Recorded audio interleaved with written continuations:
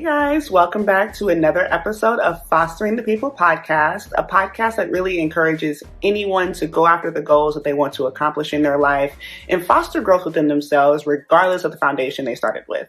I'm your host, Alana, and today's episode, I think a lot of listeners will find just inspirational because the title of today's episode is Bet on Yourself. And I think that that's something that we all struggle with, just feeling comfortable going after more and really putting all of our eggs into our own basket. And to really talk about this, I wanted to bring a special guest on, and that special guest is my older sister, Angelle Burrus. And I think that our conversation will be very informative to a lot of people, especially just her experience, because she herself is a business owner. She owns her own interior design company, and I just really think that a lot of listeners will resonate and see themselves in her story. And so stay tuned. Hello. Welcome, Hi. sister. How are you? I'm doing great on this fabulous Wednesday. I am so happy that you have taken the time to join me today on Fostering the People podcast. You have been my older sister for my entire life. But prior to, me being born and everything, you had your own story to tell. And honestly, I'm in awe of you and everything that you have accomplished for yourself, from moving out of your hometown to starting your own design business. I find it to be very inspiring, and it's one of the things that encouraged me to start my own venture as well. And so I thought it would be good to really talk to listeners just about what it means to bet on yourself, because I think that that's something that you can say you've done time and time again. Do you want to start off by just sharing more about yourself and your business? Yes. Well, thank you so much for having me. I love you so much, and I'm very, very proud of you. And let's see, where do I start? My business was started in 2017. Actually, we bought our house 2016. And prior to that, we were living in apartments, and I just was never able to do what I wanted to do in my own space. And I just got tired of that because I am obsessed completely with interior design. I just wanted to be in control of my life. And that meant betting on myself. And I'm so glad that I did. It took a lot of courage to do that. And I think that, my husband, for his support, had it not been for him, I don't think that I would have felt comfortable enough to jump out and do it. But he convinced me that, um, that I was capable. And so I just wanted to offer that to other people. So that's the reason why I got into design. Yes. Okay. Yeah. And so you mentioned that, it was challenging for you at first. Specifically, what did you have to overcome in terms of mindset in order to even get the energy to move forward with this idea? Because I know you mentioned that your husband encouraged you significantly, but just what else did you have to overcome? Yeah. Well, I overcame the self-doubt that I had. Self-doubt is huge. Oh gosh, yeah, no, it's crazy, and it's even more so with ADHD. So I don't know if your viewers will resonate with this, but I feel an incredible amount of pressure to be, neurotypical instead of neurodivergent, and it's something that I've been dealing with my whole life. And so at the age of 33, I finally got diagnosed, and it allowed me to be medicated and really understand why it is I do what I do. And so I feel like, having the support system and me wanting to do my own thing because of being ADHD, I wasn't really able to go to a job and clock in and be told what to do. I wanted to make my own way. And I found like that's the way I worked. I work best. And I love it. I love the freedom that it gives me. How was it possible for you to do all of those things, and also to step into a space that you never even had an education background for, and feel confident to, show up, ask for your price, and then get clients with it? Yeah, I was able to do it because I initially stayed at home with my daughter, and then eventually I ended up putting her in daycare for 2 days a week. And so, yeah, I think that growing up, the way that I grew up also played a big role into why, I chose this career as well too. Yeah, so so you brought up a term which is design is life, and I Mhm. think that fostering growth within your own life is similar to designing your life. Not pointing at the book Design Your Life, although it's a great book, so you should listen, so you should read it. But Mhm. how where did you get this creativity from, and how was you growing up? How did that kind of influence your approach to design? Growing up, I had a very, very handy grandmother, and she was in design herself. She basically, she sewed, she she painted, she redecorated, and that's where I got it from. We used to watch HGTV together. We used to watch Candace Olsen, for those of you who have been watching HGTV for a long time. So the desire to make my surroundings better really came from a lack of, we really grew up in very, involved situations. And so it was just kind of like, the peace I found in myself was creating a nice environment. So when I went to my room and shut my door, I could shut everything out and I could control what was in my environment. And that brought me a lot of peace. So yeah, I was looking at some old pictures of Granny, and I'm just like, man, she was a bad mama jamma. Oh my Yeah, God. One thing Angel didn't mention was that our grandmother also created jewelry, and I get it so did. many compliments on them.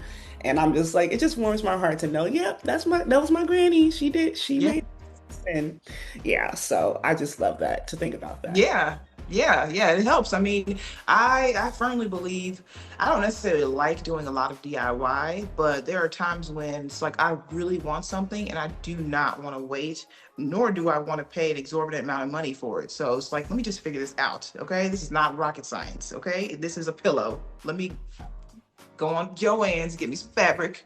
Shout out to Joann's. I miss you, Joann's, and make it happen.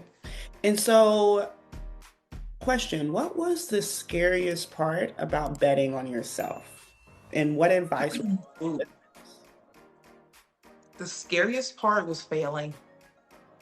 I didn't want people to know that I had gone through, you know, these trials and tribulations in my business, because I thought that me being vulnerable and showing that, okay, making doing this resulted in the client being unsatisfied or something like that, because anytime you start something, you're not going to be 100% with it. You're going to suck until you get better and better and better.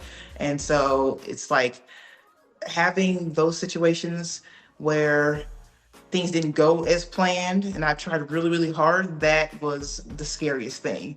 I just wanted to make people happy. That's the whole reason why I got into design and interior design in the first place. So managing customers' expectations has been one of the scariest things and hardest things to deal with. And then just the failing, like being an entrepreneur is not like this. It's like that.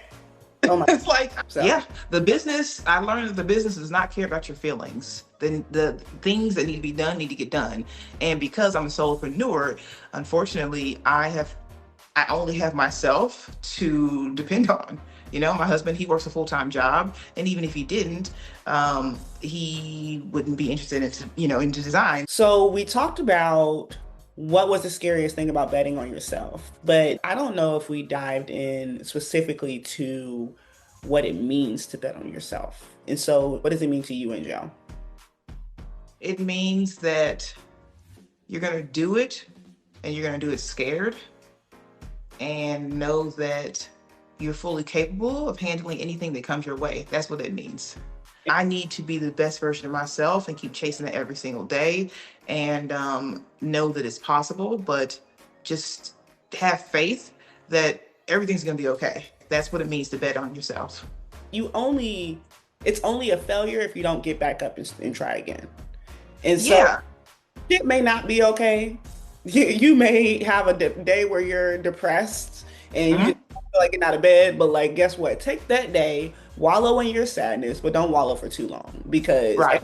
you got to do it fucking scared. You got to do it sad. You got to do it with any emotion you have because that's the only way you're going to get to the other side.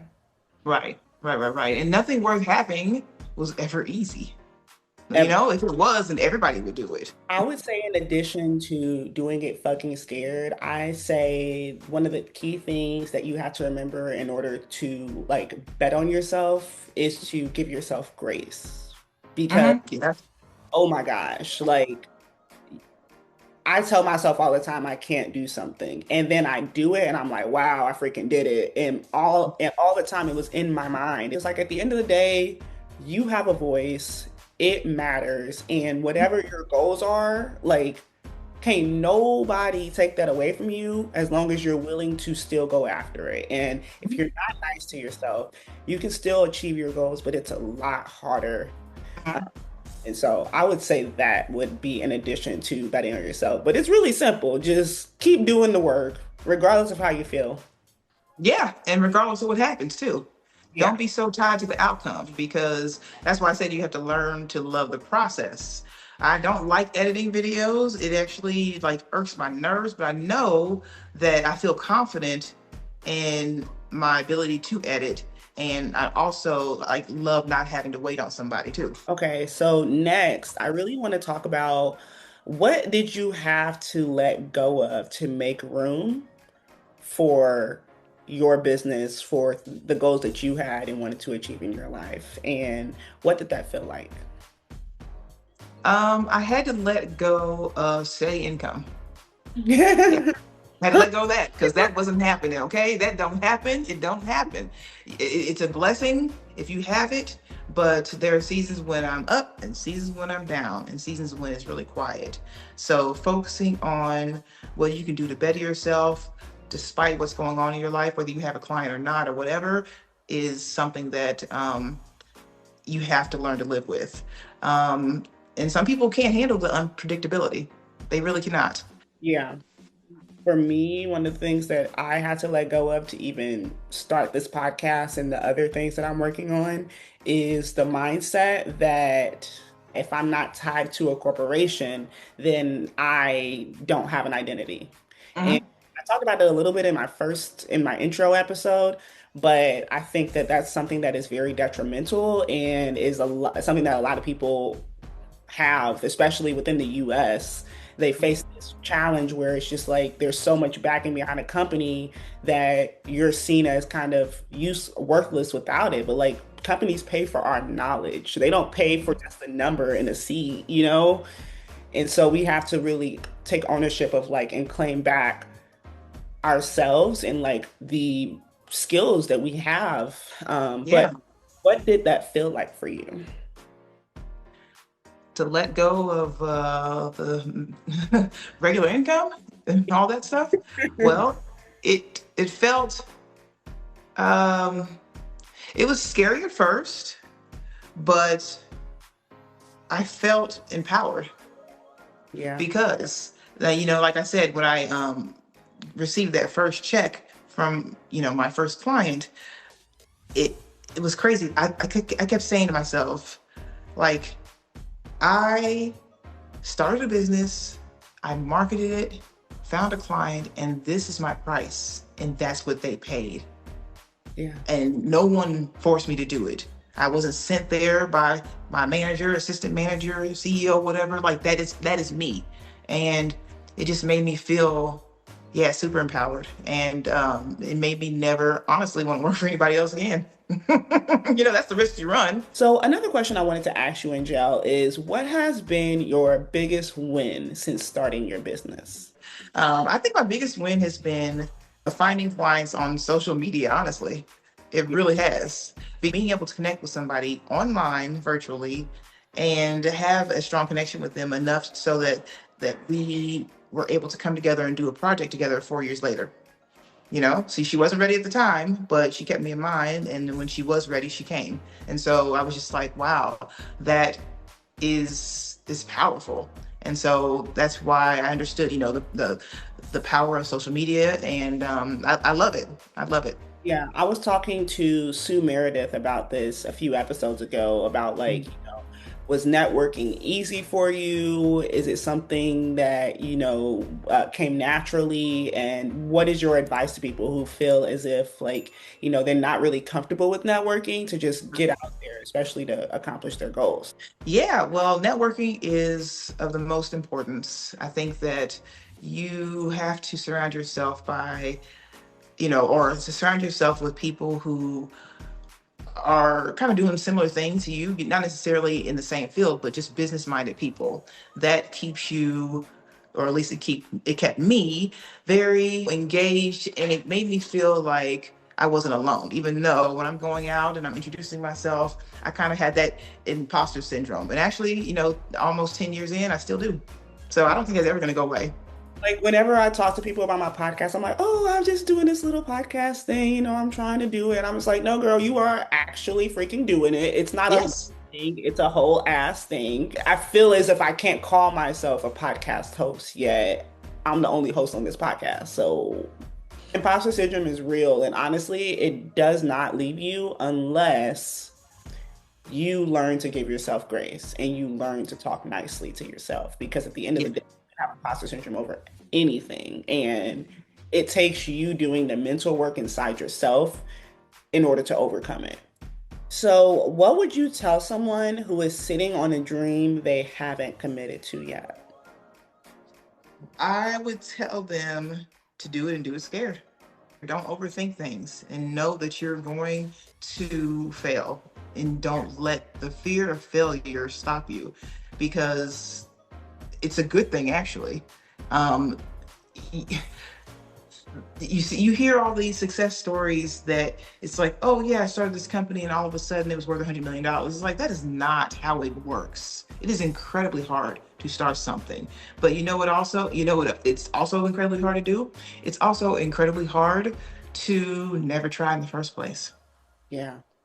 I know that life can be really tough and things can be really hard, but you should never, ever, ever, ever give up on yourself, and always bet on yourself, because that's the one thing that you can't control.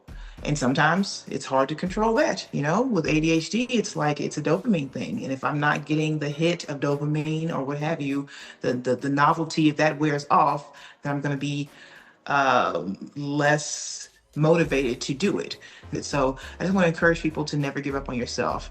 As long as you are doing something and you don't stop dead in your tracks, and even if you do stop, you know what? Pick it back up again. I would just Yeah. I would just add like, you're not a product of your environment unless No, you don't have to be. yourself a product of your environment. Hmm. And the steps to ensuring that you don't become a product of your environment is fostering growth within yourself and just taking that leap of faith. Like, and if you don't have faith in yourself, have faith in something because you Hmm. need it in order to keep going. Like, I have to have faith Yeah. a lot of the time because life be life, but I still be here. I still be planning these episodes, and I be encouraging people to come on the podcast and all that stuff. And look what it got me. My Yeah. oldest sister came on the podcast. Yes, I'm so proud of you. I'm so happy to be here. I mean, what's one thing that kind of made you, kind of like, I don't know, nervous about starting this whole journey as well? Oh, I mean, just one. I would personally say, like, just my story. I feel like a lot of people have a lot of misconceived notions about the foster care system, and I was concerned that because I do work in corporate America, that me sharing my story would cause people to react or treat me differently for it. Mm-hmm. I was Mm-hmm. very concerned about that. And it wasn't that I was ashamed about being in foster care. It's really just the misinformation that is given around the foster care system and how people have certain mindsets. Absolutely. Absolutely. Always, it's important to always strive to be your best self, and don't compare yourself to others. I've learned that because some people are different. They obviously, there's different factors that go into someone's success, and people start at different times. So you're comparing your beginning to somebody's middle or end. It's going to make you feel bad, but it's like That's why you shouldn't do it. Comparison is the thief of joy. It is. It really, really is. And that's something I have to tell myself all the time. I really, really, really do. Because you're complaining about something that somebody would love to be in your shoes. And so it's just like, you know what? I'm grateful for what I have right now. This is enough. I find that when you express gratitude, you open yourself up to more possibilities. Loving what it is that you have now just makes you open, like you said, like I said. So, yeah. Yeah. Yes. So to close out, I just wanted to ask you one more final question. What does it mean to really live in your purpose? To me, it gives me peace. It gives me peace in knowing I'm not searching for it anymore. Um, I can always do what I do in different ways. I don't have to necessarily have a large firm or things like that in order to still be in the interior design field or industry. So it gives me a lot of flexibility. And I love that because we are evolving beings. And so we're not going to be the same person we were 5 years ago, 10 years ago, or what have you. But just knowing that, okay, this is what I do and I can pivot this way or that way. I just love having the flexibility. I just do. Yeah. Yeah. If anybody has a dream, just go for it. Baby steps. Seriously, you build, what is it? You climb the mountain, what, one step at a time, really? Because it looks daunting from the ground, but once you get up there, the air is so fresh. It's Yeah. so clear. It's empowerment is a wonderful thing. And somebody can try to give it to you all day long, but there's nothing like empowering yourself and surrounding yourself with people who are also empowered, because you guys also will lift each other up. And that's important too. You don't have to necessarily leave people behind, but unfortunately, if they're not going towards the things that you're going towards, then you have to make a decision. You Yeah. have to, because it's like, okay, if I continue to go down this path, I'm not going to reach my goals. And although I love you, I'm not willing to forego my goals and stay, stuck in something that I don't really want, just to, be in your life. I would like to, be surrounded by people who want the same things. If you don't, it's like, okay, well, I just need to know that that's okay. Sometimes you gotta love from a distance. You have to, you absolutely have to. And, you know, I find that the more I keep promises to myself, the better I feel as well. Yes. Well, thank you so much, sister, for joining me for episode 6 of Fostering the People podcast. Do you want to let listeners know where they can find you?